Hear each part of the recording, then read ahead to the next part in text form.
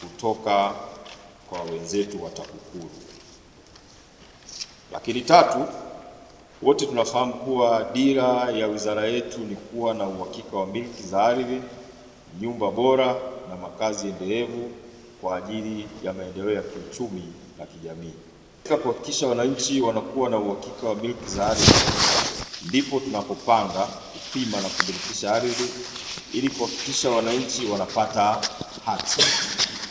Katika upangaji miji na upimaji ndipo tunapokuwa na miji ama maeneo yaliyopangwa ambayo yanakuwa na miundombinu inayowezesha kuwa na makazi endelevu.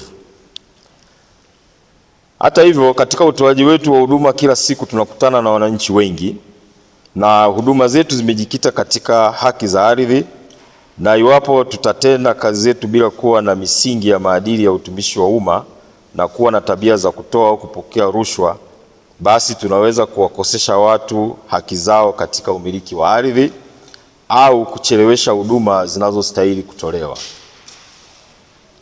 Mwisho, hivyo elimu tutakayoipata leo katika kikao hiki ikatujenge katika utumishi wetu na kuongeza nidhamu zetu kazini kwa kutoa huduma bora kwa wakati unaostahili. Kwa maneno haya, kazi chetu kimefunguliwa na karibuni sana. Ili ya kikao chetu cha leo, nina imani wale wote ambao wako ndani wamesikia, na sasa akili zetu zimejituni kuja huko ambako umezungumza. Nakushukuru sana. Sasa baada ya dhima hiyo, tulitakiwa tuwe na afisa kutoka NMB ambaye hajafika. Sasa kama wanasema mwenge huwa hauruki kijiji, sisi tunaruka kijiji leo. Niombe badala ya elimu kutoka kwa mtu wa NMB au afisa kutoka NMB, tutakwenda sasa kupata elimu kuhusu taratibu za maadili ya utumishi wa umma, na afisa, kwa sababu tunaye kutoka ofisi ya maadili Mbeya, alijitambulisha, nilimsikia.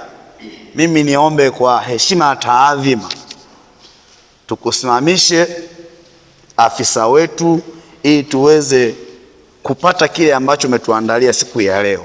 Muungano wa Tanzania. Nasikika huko nyuma? Nasikika? Sawa. Kazi na utu. Leo tutakumbushana mambo machache kutokana na muda niliopewa. Nadhani nimepata kama nusu saa hivi ya kuzungumza, lakini tutakumbushana mambo machache. Mengi tunayafahamu, sio kwamba ni wageni wa kanuni ama taratibu za utumishi wa umma, ila tutakumbushana mambo machache ili tuweze kwenda sawa. Secretariat ya maadili ya viongozi wa umma ni idara inayojitegemea chini ya ofisi ya Rais wa Jamhuri ya Muungano wa Tanzania, na iliundwa kwa mujibu wa Katiba ya Jamhuri ya Muungano wa Tanzania ibara ya 132 ili kuweza kusimamia sheria ya maadili ya viongozi wa umma. Kwa hiyo iliundwa mwaka 1995 na ikaanza kazi mwaka 1996. Kwa hiyo kwa haraka nipitishe majukumu kidogo ya taasisi. Secretariat ya maadili ya viongozi wa umma inajishughulisha na mambo mengi. Jambo la kwanza, kuchunguza tabia na mienendo ya kiongozi yoyote wa umma. Hilo ni jambo letu la kwanza. Jambo la pili, tunapokea na kuhakiki taarifa za rasilimali, maslahi na madeni ya kila kiongozi ambayo anatakiwa aitoe kwa mujibu wa sheria. Tatu, tunatoa elimu kwa viongozi, wananchi, watumishi kwa ujumla kuhusiana na mambo ya maadili. Tunafanya chunguzi mbalimbali. Tunaweza tukaanzisha chunguzi mbalimbali zinazohusiana na ukiukwaji wa maadili ya viongozi wa umma. Tano, tunapokea malalamiko juu ya ukiukwaji wa maadili unaofanywa na viongozi wa umma. Sita, tunafanya tafiti juu ya au juu ya masuala yanayohusiana na maadili nchini. Hizo ni baadhi ya kazi ambazo tunazifanya kama Sekretarieti ya maadili ya viongozi wa umma. Sawa jamani, hizo tunahusika nazo, tunahusika kuzifanya. Sasa kulingana na muda, kwenye mada yenyewe husika ambayo tunahusiana na mambo ya maadili, jambo la kwanza tutapaswa kujua maadili ni nini.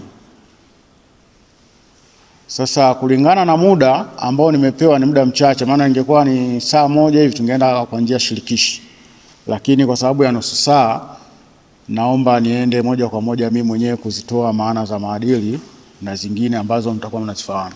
Maadili ni neno pana sana, mafundisho mazuri, mambo ya haki na usawa, hivyo anaweza kusema kwamba hiyo ni nini, ni maana ya maadili.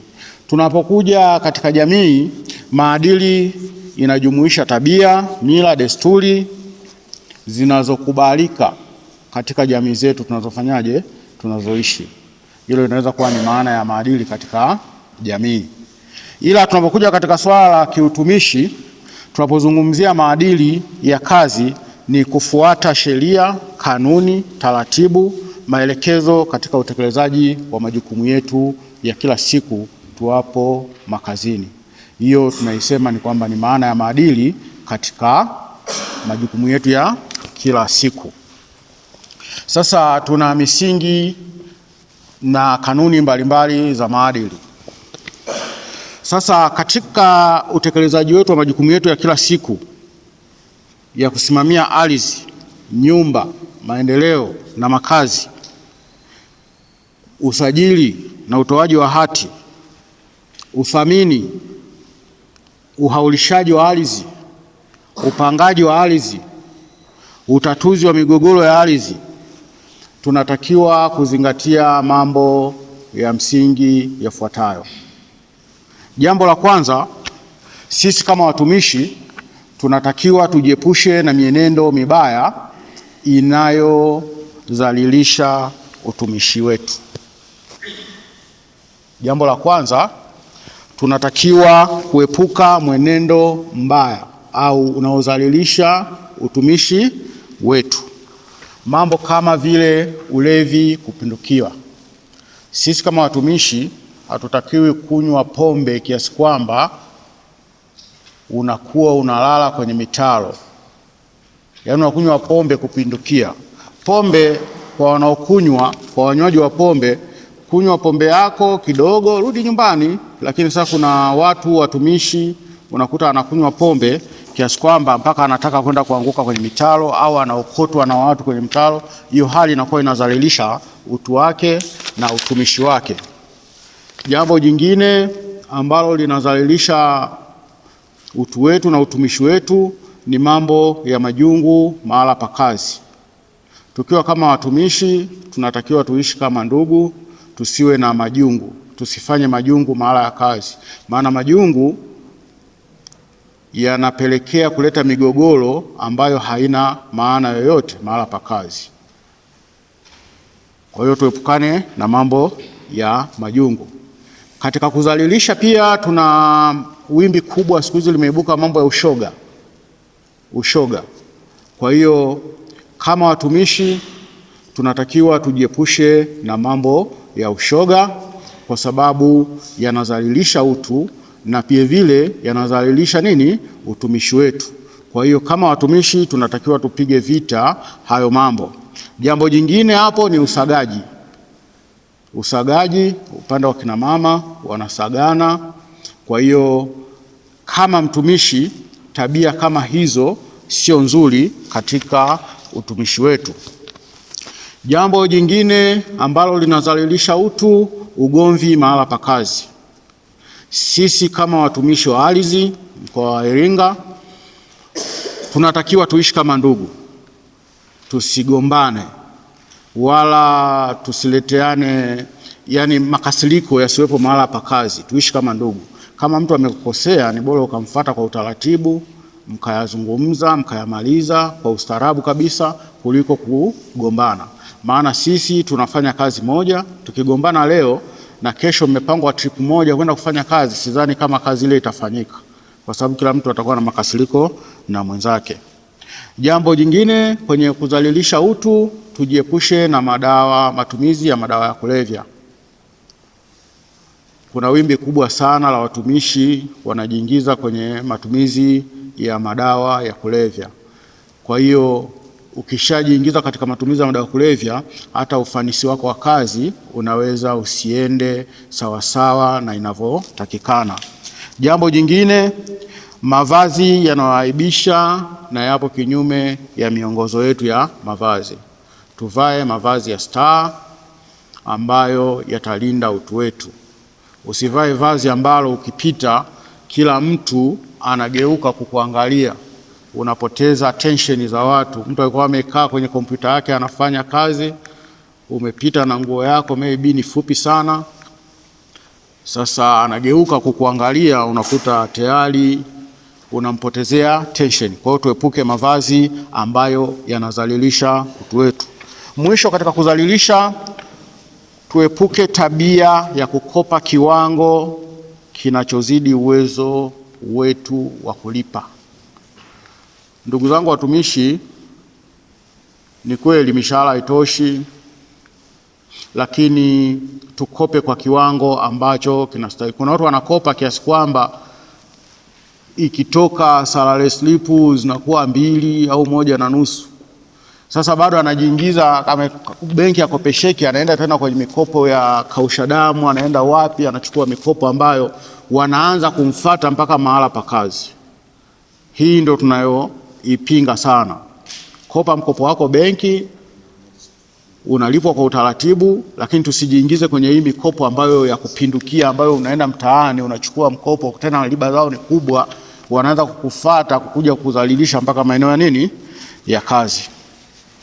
Hilo ni jambo la kwanza katika kujiepusha na matendo yanayodhalilisha utu wetu. Jambo la pili ambalo tutajifunza kwa siku ya leo ni swala la kutoa huduma bora. Sisi kama watumishi wa ardhi tunapaswa kutoa huduma nini? Huduma bora. Sasa tunapotoa huduma bora, kuna hatua ya kwanza katika huduma bora ni mapokezi. Mtu amekuja ofisini kwako kuhudumiwa, yale mapokezi utakayompokea nayo tayari yeye atakuwa anajua kwamba huduma nitakayoipata siku ya leo ni nzuri ama itakuwa ni huduma mbaya. Je, wewe ulivyofanyaje mapokezi yaliyopokelewa pale ofisini kwako? Kwa hiyo jambo la kwanza, tunapopokea wageni tuwapokee kama vile tuko tayari kuwapa nini? Kuwapatia huduma. Sasa tunapotoa huduma bora, kuna vitu ambavyo tunatakiwa tuwe navyo au tuvifanye. Jambo la kwanza ni kutumia maarifa yetu tulionayo, ujuzi na utaalamu ili kuweza kufanya kazi kwa ufanisi uliotukuka. Kwa hiyo kama mtumishi wa ardhi, tumia taaluma yako, tumia ujuzi wako, tumia maarifa yako vizuri. Hapo utakuwa unatoa huduma bora ambayo imefanyaje? Imetukuka. Sawa jamani? Jambo jingine, tutimize wajibu wetu. Tutimize wajibu wetu kwa kufanya kazi kwa ufanisi wa kiwango cha juu katika muda unaotakiwa. Tuwajibike. Kuna watumishi nature yao hawataki kabisa kuwajibika, lakini leo tunakumbushana kwamba tuwajibike. Unapokuja ofisini, kwa mantiki gani? Unakuja kufanya kazi. Kwa hiyo ukifika ofisini, fanya kazi yako, wajibika. Kazi ilikuwa ya kufanya siku 2, ifanye kwa siku 2, ikiwezekana hata siku 1 imalize. Lakini sasa kuna watu au kuna watumishi anapata kazi ya kufanya siku 1 au siku 2, atazunguka ataifanya wiki 1. Kwa kufanya hivyo unakuwa hutoi nini? Huduma bora. Kwa hiyo wajibika, fanya kazi zako kwa wakati na uzimalize kwa muda unaofanyaje? Unaotakiwa. Tunapotoa huduma bora, tunatakiwa tujiepushe na lugha mbaya. lugha za matusi, utani na hasira katika utendaji wetu wa nini? Wa kazi.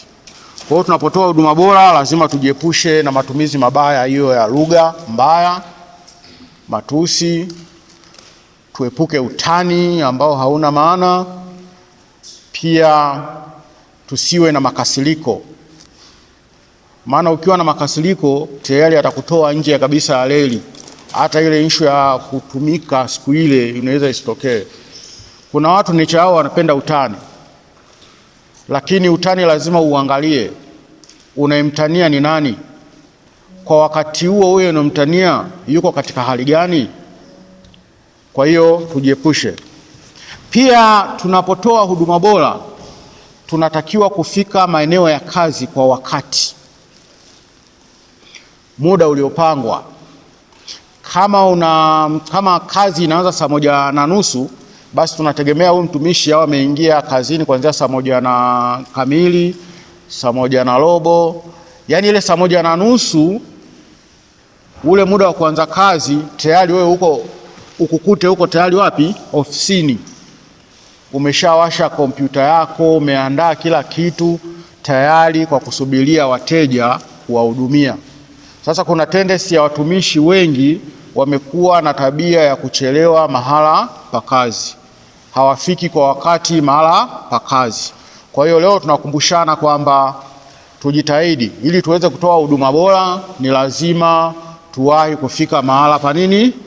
Pa kazi. Swala la kutoa huduma bora, sisi kama watumishi wa ardhi tunatakiwa tutoe huduma bora bila upendeleo. Tutoe huduma bora bila upendeleo, bila kujali itikadi, dini, kabila, chama na kadhalika. Tutoe huduma kwa kila mtu anayetufikia wapi? Ofisini.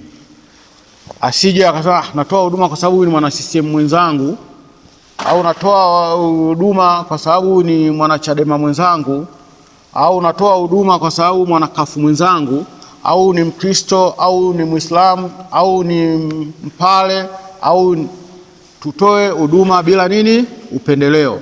Kwa hiyo tunaposema kwamba huduma bora inatolewa, tunaamini huduma bora hiyo inatolewa bila nini? Bila upendeleo. Jambo la mwisho katika kutoa huduma bora ni kujenga na kuhakikisha uwepo wa mahusiano mazuri baina ya watumishi na wadau wa nje. Sisi kama watumishi wa ardhi tukiwa na mahusiano mazuri, vivyo hivyo tutakuwa na mahusiano mazuri na wadau wetu. Lakini sisi tukiwa na mahusiano ndani yetu, tukiwa na mahusiano mabovu, vivyo hivyo hata wale wadau wetu tutakuwa na mahusiano nao nini? Mabaya. Kwa sababu ndani huwezi kuwa mzuri afu ndani uwe mbaya nje uwe mzuri, au ndani uwe mbaya mzuri ndani nje uwe mbaya. Kwa hiyo katika utoaji wa huduma tunaomba tuwe na mahusiano bora mahala pa nini? Pa kazi. Sawa jamani? Jambo jingine ambalo tunaweza tukalizungumza siku ya leo, sisi kama watumishi tujiepushe na mgongano wa kimaslahi. Tujiepushe na mgongano wa kimaslahi. Tunapozungumzia mgongano wa kimaslahi, tunazungumzia na kukinzana kwa maslahi binafsi na maslahi ya umma. Tunapozungumzia mgongano wa kimaslahi, tunazungumzia mgongano au mkinzano wa maslahi binafsi na maslahi ya umma. Sawa jamani? Sasa ukishaingia katika mgongano wa kimaslahi, sisi tunategemea maamuzi yako, maslahi ya umma lazima yafanyaje? Yashinde, na maslahi binafsi lazima yashindwe. Si tuko pamoja watumishi wenzangu? Yaani tayari ukishaingia kwenye huo mgongano wa kimaslahi, tunategemea maamuzi yako wewe yatakuwa ni maamuzi ambayo yanapelekea maslahi ya umma yashinde na maslahi binafsi yashindwe. Sawa jamani? Sasa tunajiepushaje na mgongano wa kimaslahi tukiwa mahala pa kazi? Jambo la kwanza, kama mtumishi huruhusiwi kutumia muda wako wa kazi kwa kufanya shughuli zako binafsi, kwa sababu ukifanya kazi zako binafsi wakati wa kazi na ukaacha kufanya kazi zile za umma, tayari unakuwa umejiingiza kwenye maslahi binafsi. Kwa hiyo muda wa kazi unafanya shughuli zako, kwa hiyo maslahi yako yanakuwa mbele, maslahi ya umma yanakuwa nyuma. Sasa kujiepusha na hilo, tunaomba tusijihusishe na shughuli zetu binafsi wakati wa kazi.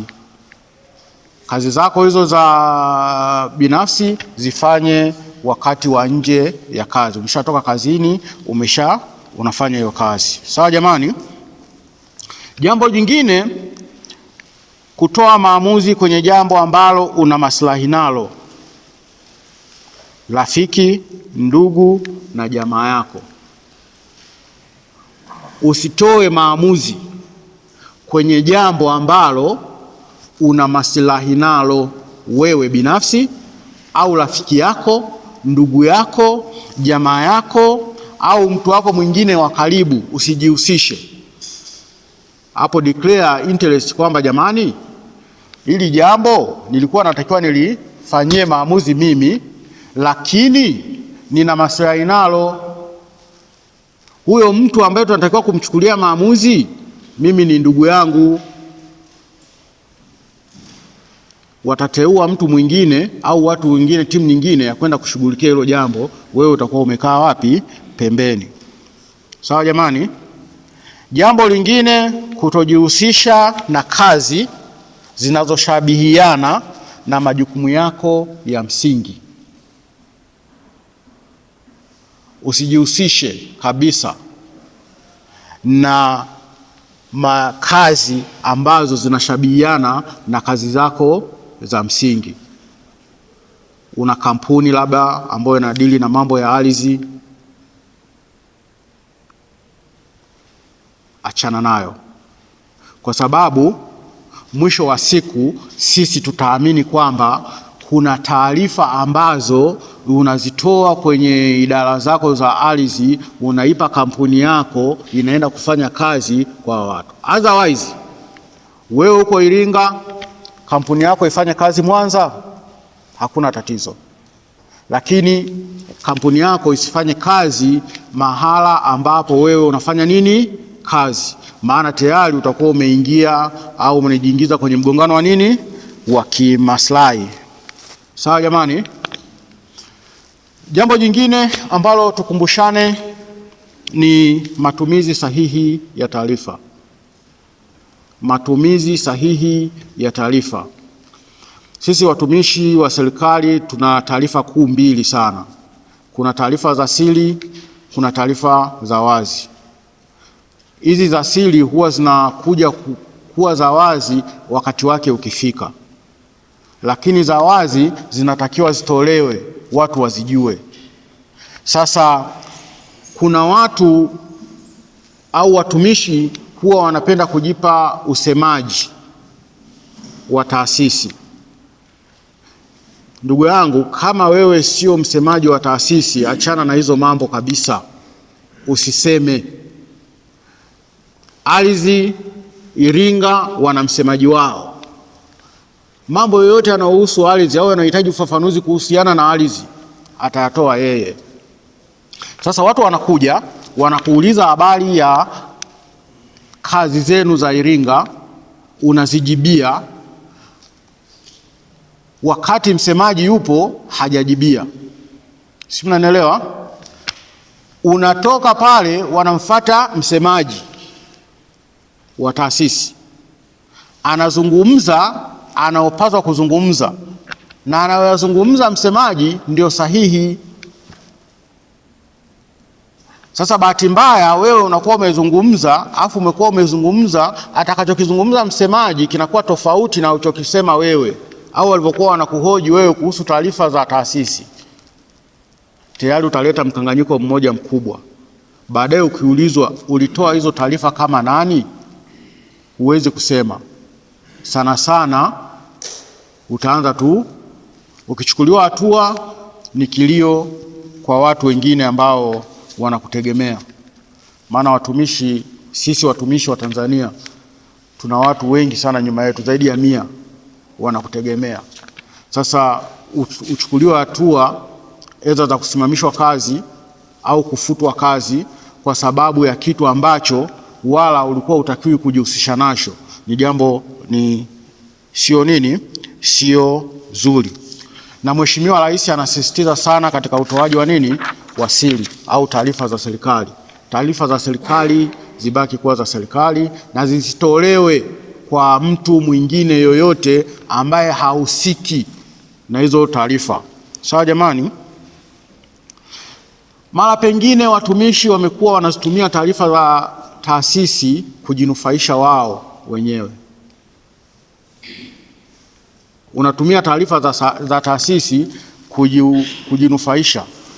Kwa mfano, hiki kitengo cha ardhi, kuna upangaji wa ardhi, matumizi ya ardhi.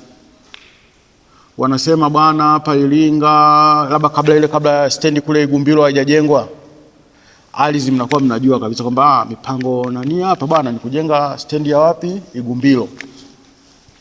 Mtumishi kimya kimya anachukua ile taarifa, anapeleka mahala ambapo hapahusiki, labda ajinufaishe pesa, watu wanaenda kuwekeza kule wapi?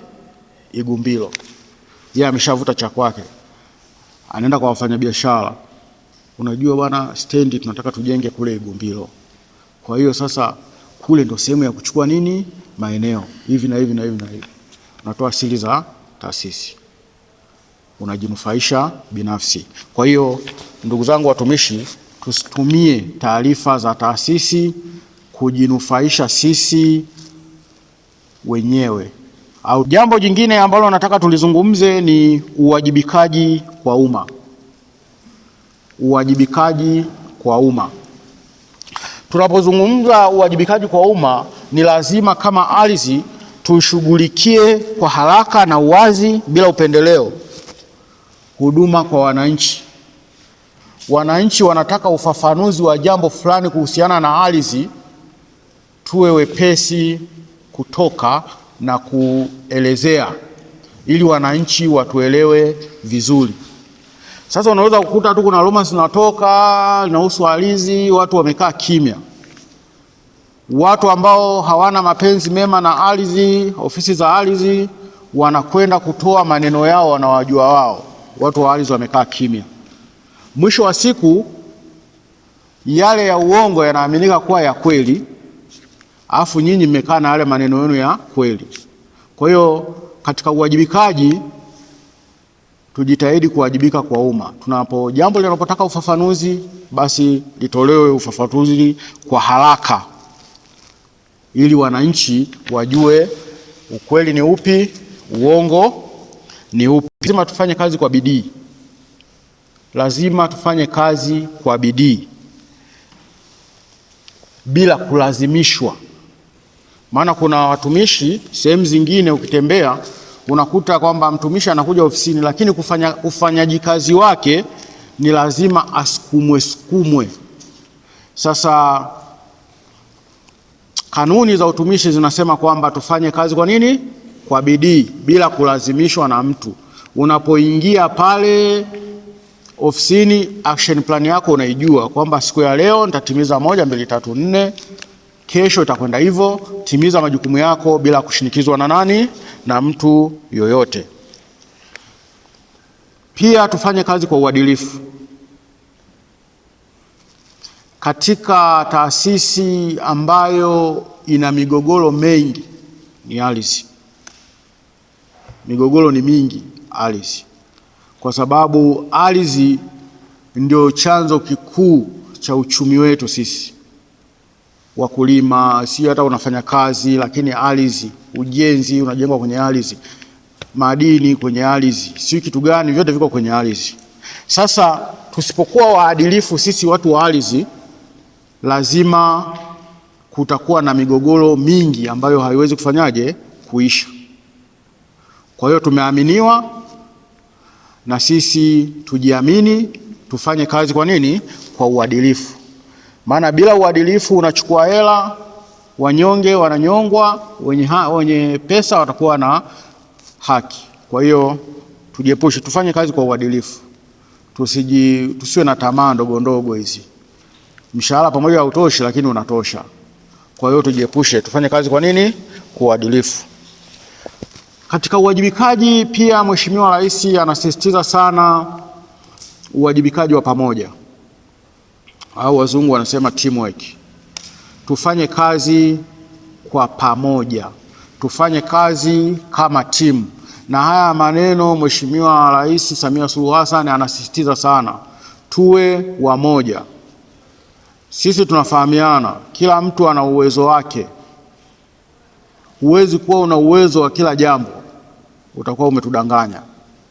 Kwa hiyo tukifanya kazi kwa pamoja, tukachukua mawazo ya huyu, tukachukua mawazo ya huyu, tukafanya na huyu, mwisho wake tunapata kitu kimoja kizuri ambacho kitatufanya taasisi yetu ya ardhi isonge wapi? Isonge mbele. Sisi kama watumishi tujiepushe kuwa kwamba sisi ndo wajuaji, tunajua kila kitu. Kuna watu nature yao ndo hiyo, yaani yeye anajua kila kitu, mwisho wa siku anaharibu. Akianza kuharibu, walinisusia. Sasa kumbe tunatakiwa tuwajibike kwa pamoja, na teamwork hiyo ndio itatufanya kwamba tuwe tumewajibika kwa vitendo na nini, na matokeo. Tukifanya kazi kwa pamoja, tutawajibika kwa vitendo na nini, na matokeo. Matokeo yakiwa mazuri, tumefaulu wote. Ikatokea bahati mbaya tumejikwaa sehemu, basi tumejikwaa wote. Isije katokea tunaanza kunyosheana kidole, huyu ni fulani ndo alisababisha hii. Hapana, tufanye kazi kama nini? Team, ili tunapofanikiwa tumefanikiwa wote, na tunapofeli tuwe tumefeli wote, na tutakaa na tutajua ni wapi tumefanyaje, tumeteleza na turekebishe vipi. Sawa jamani? Jambo jingine ambalo naweza nikazungumza kwa leo ni swala la zawadi. Sisi kama Sekretarieti ya Maadili ya Viongozi wa Umma, kwenye sheria yetu ya viongozi wa umma inaruhusu zawadi kwa kiongozi. Kiongozi anaruhusiwa kuchukua zawadi isiyozidi Laki2. Kiongozi anatakiwa achukue zawadi isiyozidi Laki2. Hii ni kwa sababu kuu moja, kwamba sisi ni Watanzania wa Afrika, tuna tabia ile ya kukrimiana. Umeenda sehemu wanamwambia basi chukua na hiki kidogo, unatakiwa uchukue. Ukiacha kuchukua, wakati mwingine wanaweza kusema kwamba labda kuna dharau fulani. Ndio maana sheria ikasema kwa kiongozi anatakiwa achukue fedha isiyozidi, zawadi isiyozidi Laki2. Lakini kwa sisi watumishi hatutakiwi kupokea zawadi yoyote isipokuwa ile ambayo imeainishwa na kanuni namba 5 katika standing order. Zawadi kama vile notebook, kalamu, diary, kalenda au tuzo. Umefanya kazi vizuri, bosi wako akasema nampa tuzo, basi unapewa tuzo. Ukaenda kutekeleza majukumu yako, ukapewa zawadi, ukiichukua basi unaileta kwa afisa mazuri wako, bosi wako, kwamba bana, mimi nimepokea zawadi kule ulikonituma kufanya kazi, wamenipa shilingi Laki5 hii ku appreciate kazi tulioifanya kama idara ya nini, ya ardhi. Utajaza form pale kwamba mimi fulani nimepokea zawadi hii, bosi wako ataichukua. Sasa bosi wako ana maamuzi, akiona inafaa anaweza kusema bwana, basi kwa sababu ulipewa wewe, ingawa ulikuwa unaenda kutuwakilisha sisi watu wa ardhi, umetekeleza majukumu, amekupa Laki5, basi hiyo Laki5 itumie wewe mwenyewe. Ndipo hapo utakuwa na uwezo wa kuitumia. Lakini anaweza akapanga vinginevyo, kwamba tunafunga, kwa mfano sasa hivi tunafunga mwaka huu, tuna siku chache mwaka upinduke. Anaweza bwana, huku tunavomaliza mwaka wa fedha 25-26, hiyo Laki5 yako uliopewa, basi tutafanya kapati kadogo watumishi wote kwa pamoja. Hayo ni maamuzi yake yeye. Sawa jamani? Kwa sababu zawadi ina mambo mengi, zawadi ina mambo mengi sana. na kina mama kwa njia moja ama nyingine wanaweza kujua hii habari ya zawadi ikoje. Kuna watu wana taswira za mbali sana. Kuna watu wana taswira za mbali sana. Anaweza kuja hapa, anajenga karibu na wewe, anajenga karibu na kamishna wa ardhi, mpa zawadi. Mwisho wa siku ana target yake. Kuna eneo moja la wazi ambalo halitakiwi kutumika kwa matumizi binafsi. Sasa kwa sababu ameshakupa zawadi nyingi, ameshakununulia na kagari, anakuja pale, unapindisha sheria kwamba basi tunafanyaje sasa? Tumeumbiwa aibu sisi binadamu.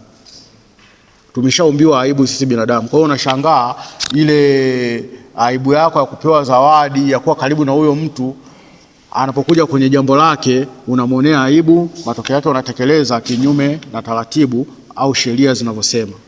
Tayari unakuwa umejiingiza kwenye nini? Kwenye tatizo kubwa, lakini yoyote ni zawadi. Sawa jamani? Kina mama wanajua sana habari za zawadi. Leo Mwafilombe kakuletea zawadi, umepokea. Mwafilombe anaondoka zake, asemi chochote.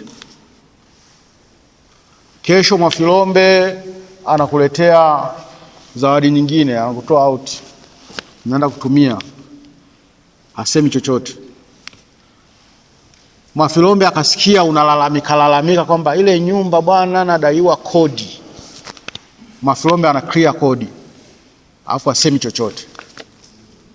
Mwisho wa siku mazingira unaokaa kule mbali sana kuja kituo cha kazi, bwana hebu chukua ka IST yako hapo, asemi chochote. Mwafilombe anaangalia mbali sana, asemi chochote. Mwisho wa siku wewe uliyepewa zawadi unaenda kwa rafiki zako, mimi bwana Mwafilombe jamani, yule mbaba ana huruma yule, kila kitu ananipa.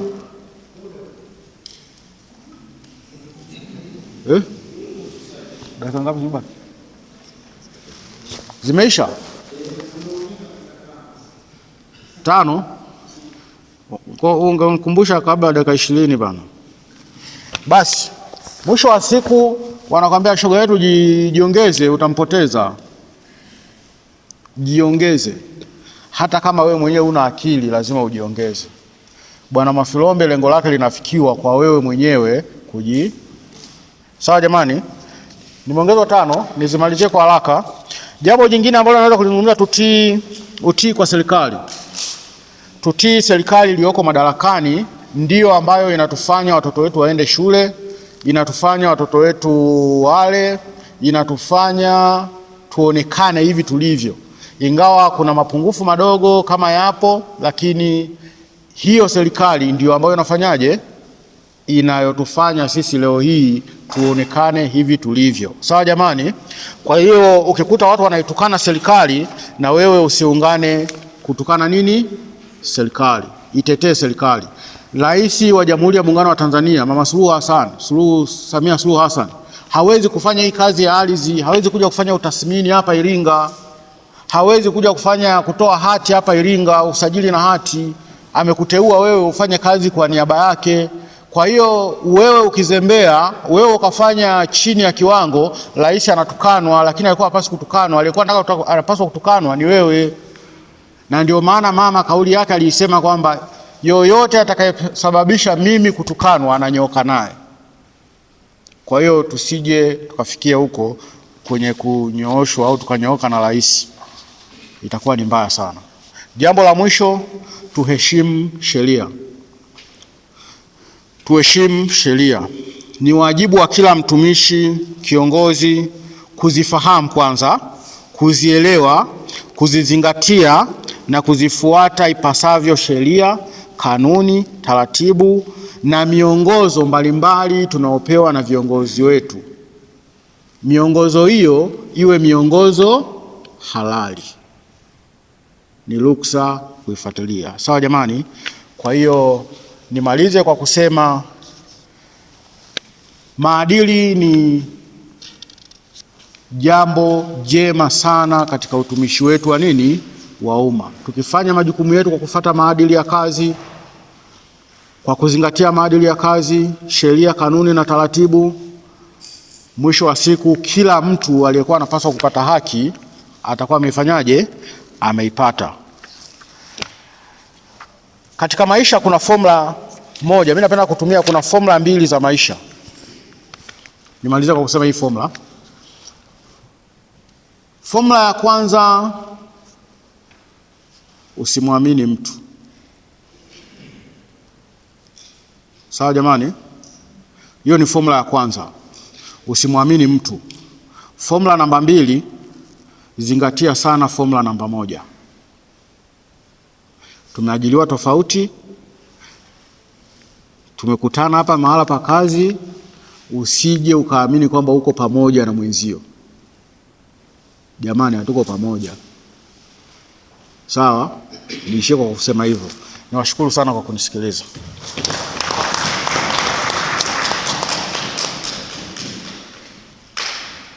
Tunakushukuru sana afisa wetu, nafikiri umejikumbusha mambo ambayo ni mema sana, hasa kwa wale wenzetu ambao ni tuzingatie, tuyakumbuke na kuyakumbuka.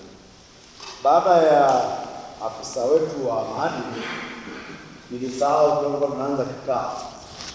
Jamani, washo ni sina dawa tafsiri. Huo mlango hii ya iko ni kushoto. Kutoka mlango huu tunakwenda. Baada ya afisa wetu wa maadili